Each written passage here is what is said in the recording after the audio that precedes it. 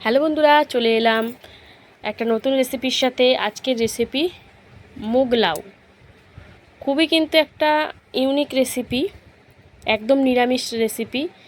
আর যেহেতু এখন ভাদ্র মাসে কেউ লাউ খায় না, এটা আমার অনেক আগের তুলে রাখা ভিডিও, তো শেয়ার করছি, ভবিষ্যতে কাজে লাগবে।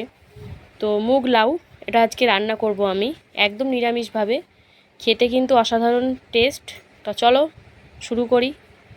প্রথমে আমি লাউগুলোকে একদম ছোট ছোট করে কেটে নিয়েছি, লম্বা লম্বা করে, যতটা পরিমাণে ছোট করা যায় সেইভাবেই ছোট ছোট করেছি।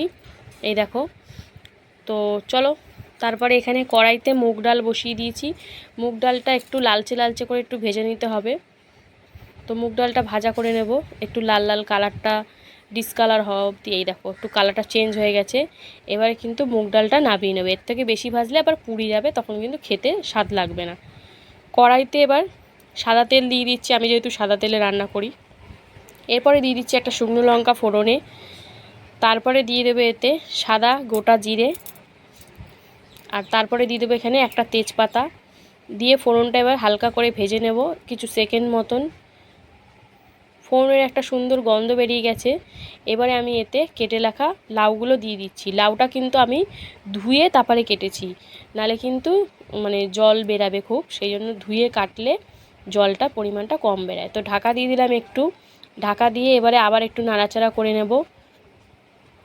এই দেখো, তাও কিন্তু লাউ দিয়ে জানো একটু জল বেরায়। যদি সেই জলটাই আমি কেটে ধুতাম তাহলে কিন্তু আরও বাজে লাগতো, জল বেরাতো। এবার দিয়ে দিলাম একটু আদা ঘষা, কাঁচা লঙ্কা আর ভাজা মুগ ডালটা ধুয়ে নিয়েছিলাম, তো সেটা দিয়ে এবার ভালো করে মিশিয়ে নেব। আর গ্যাসের ফ্লেমটা লো করে কিন্তু রান্নাটা করতে হবে, যাতে ওই জলে জলেই কিন্তু সিদ্ধ হবে। দিয়ে দিচ্ছি স্বাদ অনুযায়ী লবণ, আমি কিন্তু এতে কোনো এক্সট্রা জল অ্যাড করব না। আর দিয়ে দিচ্ছি হলুদ গুঁড়ো। একদম সিম্পল রান্না, যে কেউ করতে পারবে, আর নিরামিষ দিনে টেস্টও হবে। এই একটা সবজি যদি পাতে থাকে, চোখ বন্ধ করে কিন্তু ভাত রুটি দুটোই খাওয়া যাবে।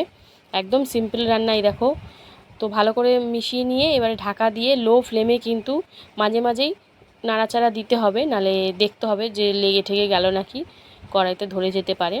সেই জন্য আমি কিন্তু কোনো রকম জল এতে দিইনি। এই লবণ দেওয়ার পর যে জলটা বেরিয়েছে লাউ দিয়ে, সেটা দিয়ে কিন্তু রান্নাটা হচ্ছে। তোমরা দেখতেই পাচ্ছ আমি কিন্তু বারবার ঢাকা খুলে নাড়াচাড়া দিচ্ছি। আর ঢাকা দিলে দেখবে ঢাকা দেওয়ারও যে জলটা, সেই জলেই কিন্তু ম্যাক্সিমাম রান্নাটা হয়ে যায়। তো এই দেখো, একদম সুন্দরভাবে রান্না হচ্ছে। এবার দিয়ে দেবো একটু মিষ্টি মিষ্টি হবে, লাউ যেহেতু একটু মিষ্টি মিষ্টি।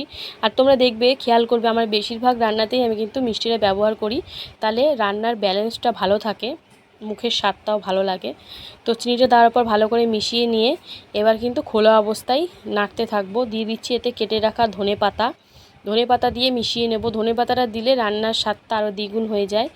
যদি না থাকে, না দিলেও কোনো প্রবলেম হবে না, কিন্তু দিলে ভালো লাগে খুব। তো ধনে পাতাটা দেওয়ার পর ভালো করে মিশিয়ে নিয়ে এবার কিন্তু গ্যাসের ফ্লেমটা বন্ধ করে দেওয়ার পালা। এই দেখো, একদম রেডি হয়ে গেছে আমাদের মুগ লাউ। তো নামাবার আগে একটু ঘি দিয়ে দিলাম। ঘিটা দিলে তার ফ্লেভার তো আর কি বলবো তোমাদের, ঘিয়ের ফ্লেভার তো আর কিছু বলার নেই। তো ঘিটা দেওয়ার পর ভালো করে নাড়াচাড়া দিয়ে এবার গ্যাসের ফ্লেমটা অফ করে কিন্তু এটা নামিয়ে নেব। তো চলো নামিয়ে নেব এবারে। আমার ভিডিও যদি তোমাদের ভালো লাগে তাহলে অবশ্যই লাইক কমেন্ট শেয়ার করতে ভুলো না। আর আমার পাশে অবশ্যই থেকো তোমরা। চ্যানেলটা অবশ্যই ফলো, আর যারা ইউটিউব থেকে দেখছো তারা সাবস্ক্রাইব করে নিও। আজকের মতন টাটা।